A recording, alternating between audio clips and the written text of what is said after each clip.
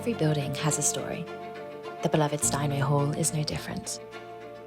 Originally built as the headquarters of Steinway Instance, it soon became an epicenter for classical music in New York. It's from this rich tradition that the slimmest residential building on the New York skyline rises, now home to the spectacular penthouse designed by Banda.